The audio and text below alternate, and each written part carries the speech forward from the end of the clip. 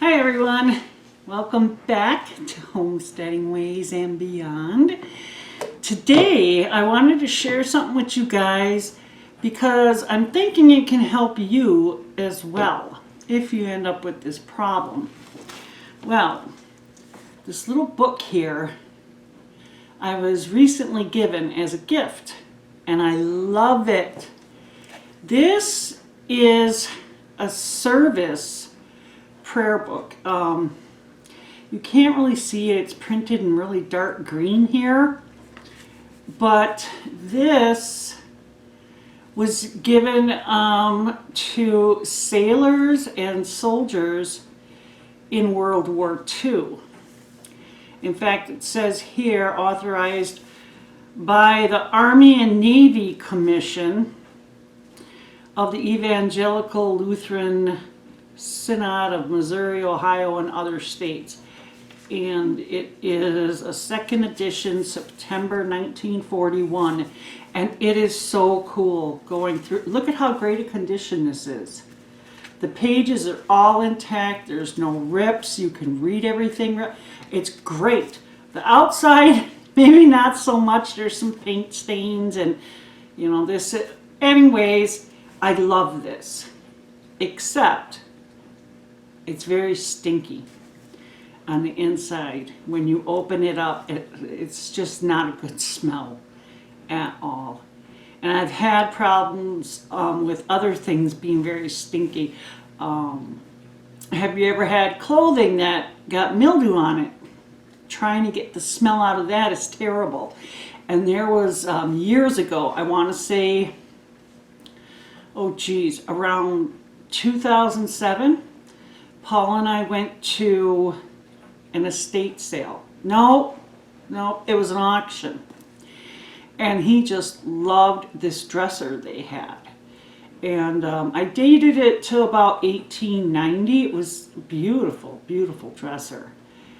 We didn't realize, though, until we got it home, how bad it smelled. This thing smelled like it had been sitting in someone's very damp basement for the last 20 plus years. Trying to get that smell out was terrible. And that's what brings me to today's video. Okay, the first thing I want to say is if it's possible with whatever your item is, try to air it out. You know, put it outside as long as you can. I put that dresser outside, oh geez, for at least a good 2 weeks with the drawers open in the carport, you know, so it was kind of protected and whatever. And that definitely helped. Didn't get it all out, but it toned it down quite a bit. And this I even put outside, and I kind of had it like this so that maybe the air could get to it. And again, it did help somewhat, but not all the way. You know, we were getting rain and stuff, so I couldn't keep it out there as long as I would have liked. Second thing, so if you can't put it outside, or if you have and it hasn't gotten rid of it all the way, if your item is clothing or something made out of cloth, wash it on the warmest temperature you can. But then run it through 2 rinse cycles. In fact, if you can even stop the rinse cycle and let it set for a little while, that'd be great. Because in your rinse cycle, you're going to put at least a cup of vinegar. And no other smell stuff or fabric softener, none of that. Just the water and the vinegar. That will really get the smell out of material. I had a whole load of towels that stunk to high heaven because Paul had put them in the washing machine, forgot about them, didn't mention it to me, and it was summertime, so what do you think? So yeah, they were pretty smelly. And that's what I did. I washed them and I ran them through 2 rinse cycles with the vinegar, and the smell came out. Very happy about that. But a lot of items you can't get wet, so the vinegar, you know, unless, you know, like when I was doing the dresser, for a short time I did put vinegar in low flat bowls and put them in the dresser drawers and then shut them. But I couldn't keep them like that because I was afraid the kids were going to knock into it and whatever, so they were only really in there a day. But you could try something like that if you don't have to worry about kids and pets. But here's another thing. Baking soda. Now, if your smelly thing is kind of small, or small-ish, and not too smelly, let's just put it that way, you could try baking soda. And you could, you know, put it in a container like this, your item, and then put some baking soda in there with it. You know, something like this, you could just wipe it right off. It wouldn't damage it.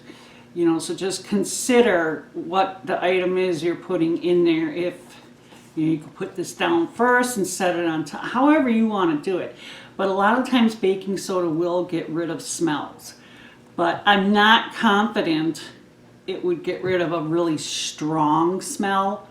So not so sure about the baking soda, but if it's a light, just kind of lingering smell, it may very well work for you. Here's something else that could work. These little pouches, I have 4 of them. My son gave them to me. And they have charcoal in them. And charcoal is great for getting smells out. I haven't used these yet for this book here or for anything like that in particular. I have been kind of keeping them in my car under the 2 front seats, just to kind of keep any kind of you know, bad smells out of there.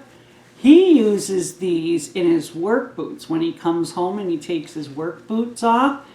And you know, you can use them for a lot of things. You can put them in your drawers, you know, anywhere where there's something that tends to smell a bit. So you can, and they're reusable. You can use these over and over again, and then you reactivate them by putting them out into the sunlight. And then, you know, when you've had them quite a while and they're not working anymore, they're like biodegradable or recyclable, something like that. But you don't have to throw them in the trash, I know that much. I'll put a link to these in the description if you want to check them out. But, so you would put one of these, I'd say, like with my book, in there and keep it covered. And how long you keep it in there, you know, check it every day or 2 and see how it's going. You know, if that smell is starting to come out. And I think it will. Charcoal is really a powerful, you know, it draws things out. So it's, well, I was going to say, you know, and tell you the medicinal uses of charcoal, but that's for another day. And then the last thing I wanted to tell you guys about, and I've used this, and I did use it in the dresser, was kitty litter. But a specific kind of kitty litter, as you can see here. This is the plain old-fashioned clay kitty litter. No scoopable stuff, nothing with scent, just clay kitty litter. And I've been using this litter for years and years and years for my cats. And this particular one I got from Wally World. And I love it. You know, my cats never had urinary infections because there's no added fragrance, no anything. And the clay in here is Fuller's Earth clay, so it's an all-natural product. And I'm not into scooping cat litter. I never was. So, you know, I use this for my cats. I clean the box out once a week. There you go. That's all you're doing. Anyhow, cat litter is great for absorbing smells. So go ahead, you could take some of this, pour it in a container again, put your item in there, and just like you did with the charcoal, check it every day or two. You know, you may need to use a couple of different methods, but some things are really, you know, worth the effort. If, you know, you want that smell out, you want to keep them. And to me, this is really worth the effort. I mean, I love books to begin with, but to me, this is a really significant book, and there's no name or anything written in here, but I would just love to know, you know, what servicemen carried this around with him or her in the Second World War. How incredible. So anyhow, I hope this has helped you out. If you have anything smelly and stinky. But also, if you have any ideas or tips or hints to share with the rest of us, please leave them down in comments. It'd be great to hear them. Let's share the information. As always, it was nice talking to you. And you take care.